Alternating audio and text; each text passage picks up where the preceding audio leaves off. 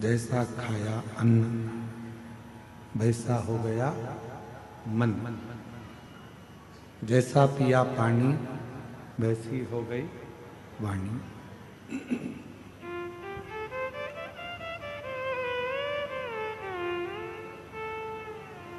हिरण्यकशिपु के शरीर का रक्त नरसिंह भगवान के शरीर को लग गया तो क्रोध और तीव्र हो।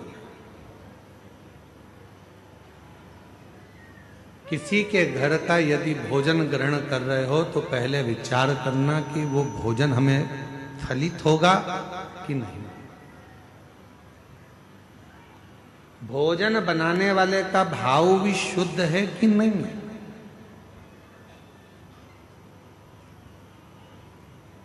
एक कितना सुंदर प्रसंग आता है कि एक राजा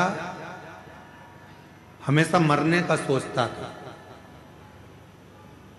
रानी उसको समझाती थी तुम्हारे घर में जब राजपाट है, धन है, वैभव है, संपदा है, सत्ता है, दौलत है, जमीन है, जायदाद है, बच्चे हैं, तो फिर मरने का क्यों सोचते।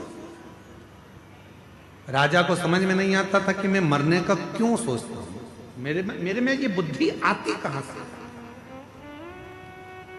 राजा एक दिन अपने गुरुजी के पास गया, गुरुदेव से जाकर कहा गुरुजी एक बात समझ में नहीं आती, मेरे मन में ये भाव नहीं समझ में आ रहा कि आखिर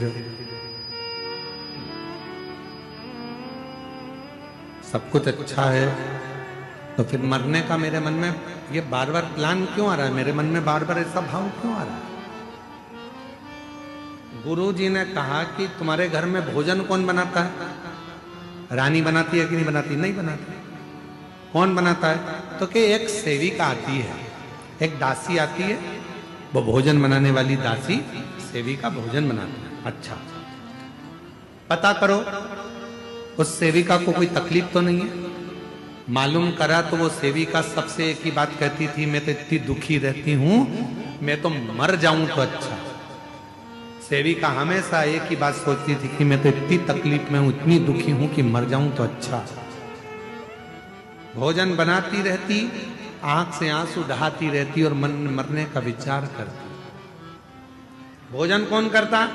राजा। बुद्धि किसकी बिगड़ी। राजा की। मरने का प्लान कौन कर रहा। राजा। राजा सेविका को बुलाकर पूछे कि तुम भोजन बनाती हो और तुम्हारे मन में ये अलग अलग भाव आते रहते हैं मरने के, क्यों। कहा मैं दुखी हूं, तकलीफ में, कष्ट में, इसलिए मैं मरने का विचार करती रहती हूं महाराज।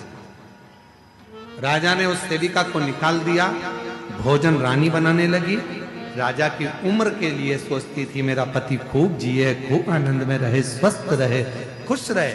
पति स्वस्थ रहने लगा, खुश रहने लगा, आनंद में रहने लगा। मेरी जीजियों, मेरे जीजाओं, मेरी बेटियों, बेटाओं, मेरी माताओं, एक निवेदन आपसे करें। भोजन बनाओ, मना नहीं है। भोजन बनाने वाले तुम्हारे घर में आए, मना नहीं है। पर भोजन बनाने वालों से एक बात जरूर करा करो कि जब तुम भोजन बनाओ तो भगवान का भजन गाते हुए बनाओ, जिससे हमारे घर में भी भगवत कीर्तन स्मरण होता है, भगवत नाम चलता।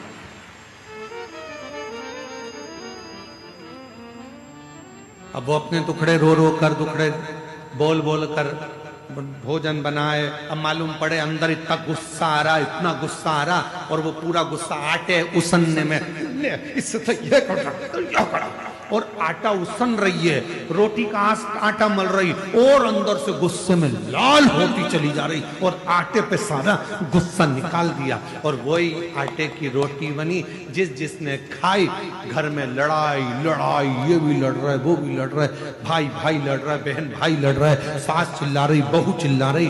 क्यों। क्योंकि वो आटे में तुम्हारा क्रोध चले गया। कई माताओं की आदत रहती है चावल में सीटी नहीं आती। अरे बोले तो जम के, चावल में सीटी नहीं आती तो गुस्से में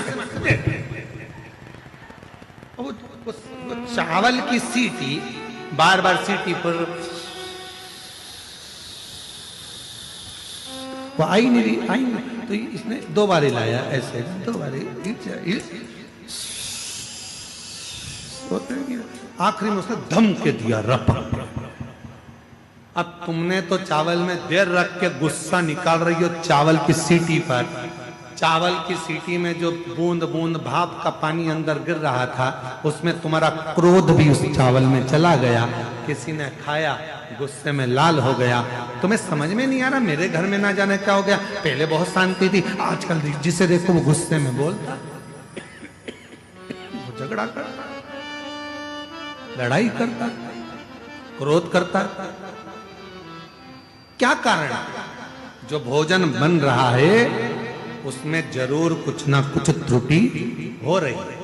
इसीलिए आप लोगों से कहते हैं कि कहीं मंदिर जाओ, देवालय जाओ, शिवालय जाओ, सीहोर कुबेरेश्वर धाम जाओ, तो आपसे निवेदन है कि होटल में भोजन कम करो। पहले कुबेरेश्वर धाम की खिचड़ी प्रसाद 2 रोटी कुबेर बाबा के भंडारे की अवश्य खाओ, जिससे हमारे रोग दूर हों, दुख दूर हों, कष्ट दूर हों, परेशानी, तकलीफ दूर, हमारे कष्ट, हमारे रोग, हमारी तकलीफें दूर हो। वहां का